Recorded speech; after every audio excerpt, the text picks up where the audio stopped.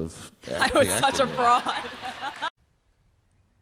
Silence only allows the abuser to abuse. He's absolutely right. What have I been telling you all this time? That abusive people will not stop if you remain silent. They will only escalate their abuse. He just said it there. He just said it there, but he thinks he's saying it because he remained silent, so he was a victim, so he's no longer the victim. No, they haven't stopped talking. Harry has never stopped talking. So he just proved my point right, that he is abusing the royal family because he knows that the royal family will remain silent.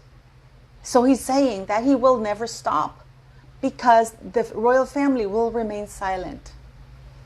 Absolutely disgusting man. Absolutely disgusting man. Hello, beautiful people. Don't forget to like, share, and subscribe. Leave your comments. I really appreciate all of the super thanks that you donate to this channel and also through my PayPal account. I'm very, very upset about a few things here. But first of all, I wish Her Royal Highness Catherine, the Princess of Wales, a very happy birthday. I hope that given all the trashing that she's received, the lies and slander from Prince Harry, somebody whom she deeply cared about, I hope that her mental health and her emotional well-being, that she's receiving love and support from everybody, because I hope she knows that she's loved, respected, and that this bunch of lies and slander that Harry is doing right now, right before her birthday, that is Meghan and Harry. That is Meghan and Harry doing another form of abuse, because that's what this is called, gaslighting. Now they never called the royal family racist. I did my live yesterday. If somebody beats you up and is constantly beating you up, and you say, this person is always beating me up, my husband is always beating me up, he stops me from seeing my family, he constantly, takes away my stuff. Even if you don't say he's abusive, what you described is abuse. And Meghan Markle said that the royal family were racist. If the royal family was concerned about the skin color and she associated it to not getting a title, not getting security because of the skin color, that is racism. Harry said that the Duchess of Cambridge, the Princess of Wales, did not get on with Meghan Markle from the start. That's, of course, the new version now. Because at the beginning, he went on a radio, he said that Kate and William had been wonderful. In their engagement interview, they were wonderful. Even in the Oprah interview, they said that at the beginning they were all wonderful. Now he's saying that from the get-go, the Princess of Wales, and this is a huge attack on the Princess of Wales and to her character, did not get on with Meghan Markle because she was a biracial American actress, xenophobe, racist, and everything. But now he's backtracking. Oprah interview, you accuse members of your family of racism. You don't even... No, we didn't. The British press said that. Right. Did Meghan ever mention that they were racist? She said there were troubling comments about... Yeah, there was concern about his skin colour. Right. Wouldn't you describe that as essentially racist? I wouldn't, not having lived within that family. Obviously, we all saw it with our own eyes. We heard it with our own ears, and Meghan was very clear. She said that there were concerns and conversations about how dark her unborn child's skin might be. She tied it to whether he would get a prince title, whether he would get security. Oprah asked her, do you mean too dark? She said, I wasn't there. Or no, she didn't say I wasn't there, but she said, it was relayed to me, but that would be a safe assumption. She said that would be a safe assumption, that what they were talking about was his skin being too dark. Now, that is not unconscious bias. That is racism. So Harry needs to decide whether he wants to row back on the account that Meghan gave and say that actually the comment was intended to be benign, or he needs to acknowledge that it is racist. Like, that is racism. And he's aggressive about it. Who? What did Meghan say? Is this guy insane? It's like This is gaslighting at its purest, and he's aggressive about it. He's trying to justify his bullying. And you know what? He's trying to justify the fact that, you know, he loved it. Did you watch his face when Tom Bradby said to him, "You're the most famous man in the world now"? It's like he took pride. Did you see when he said, when I think Anderson Cooper read that he called his brother bald was alarming, how he snickered with happiness, but he doesn't find that cutting, denigrating somebody because of the way they look or something that they can't help out. They can't help that he's balding, just like Harry. I mean, pot kettle. And nobody, and Anderson Cooper sits there and says, "Wait a minute, Harry. You know, wait a minute. In all of these interviews," they're not interviews. It's another form for Harry to spew his uncontested lies and gaslighting. Ended up, I think she'd be heartbroken about the fact that William, his office, were part of these stories. And William and I made a pact, made a deal that no matter what, we would never let our offices fight against each other. You think he broke that pact? Yes, no, the people that he employed broke that pact. Do you think?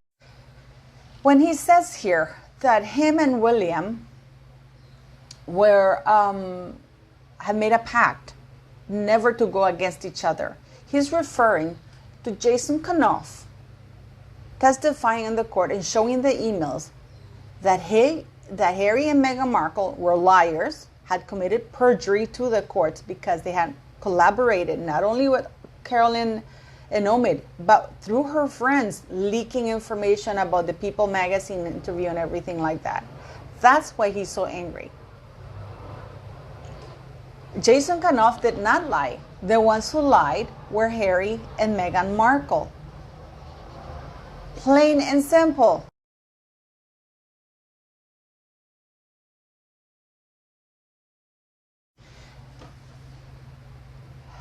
Yes. Do you guys remember that? It was Gayle King saying that Meghan Markle had the emails and text messages that were receipts, that everything she had said during the Oprah interview, including the emails, were that she had backup. She had proof of all this racism and her having being held hostage by the palace, not receiving anything. Gayle King went on national television and said Meghan Markle has receipts of the racism. Harry, in the Netflix and mockumentary, they said that the empire is empire colonization 2.0. How terrible the Commonwealth is. How terrible the Commonwealth is. And yet, something in the future where, you know, we can continue to support the Commonwealth, then that's, of course, on the table.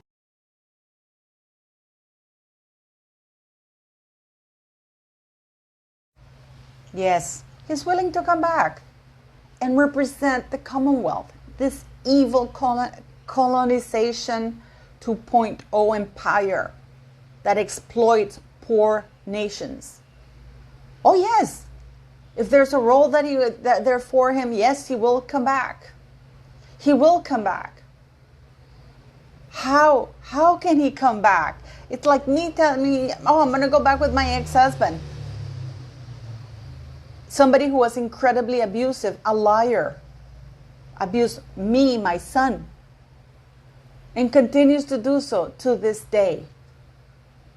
Yet he's willing to go and do that. Are cashing in on their royal titles while they still can. Why not renounce your titles as Duke and Duchess? And what difference would that make? It's incredible. What difference does it make if he doesn't have any titles? Do you think, Harry, that you or Meghan would be sitting there with Anderson Cooper, Tom Bradby, Good Morning America, or anybody else if you were Harry Mountbatten Windsor, a nobody, a private citizen? Of course not. So what difference does that make? You will always be part of the monarchy. No, you will always be part of the family, not the monarchy. You can escape it. Many royals lead a private life without any titles. So why don't you give up those titles? Because what is the point? What difference would that make? It would make a hell of a lot of difference. The hypocrisy of it all, the embarrassment of it all, this man, I mean, I put him on par with my ex-husband. Let me give you an example. My ex-husband was going around claiming that he hadn't spoken to Henrik for months, and I was blocking communication between him and Henrik. He even went to Washington in a worldwide stage for world parents or of parents of alienated children. And he cried and claimed that he hadn't had communication with Henrik for months on end. And then I reached out to this organization, and it was all over the place. I think you can still Google it, and you will find him in that conference saying how he was alienated. He hadn't had any communication with Henrik because of me and months, and he didn't know about his son nor where he was.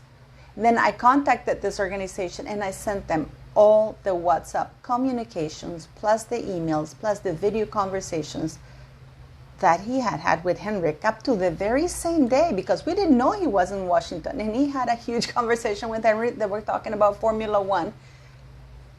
And the world and this international organization was listening to this man lie through his teeth. We have Harry sitting there, and I'm very sure that the only reason why we don't have a beautiful picture of the Duchess of Cambridge is because of this fucking asshole. Because she's probably feeling terrible. She must be devastated. So we, the public, get to suffer. He has increased the risk of everybody. British people, Canadians even, because we're part of the Commonwealth. And you know what is King Charles' answer to all of that? He has removed the Pledge of Allegiance in his coronations. So dukes don't have to pledge his allegiance to him. One of the most important things, which is to pledge loyalty to England, because they're not pledging allegiance to him, they're pledging allegiance to the monarch, the institution. But he's removed that, something that is very sacred, so Harry can be there and he doesn't have to pledge allegiance to him. Do we see where we're going with this? Please leave me your comments.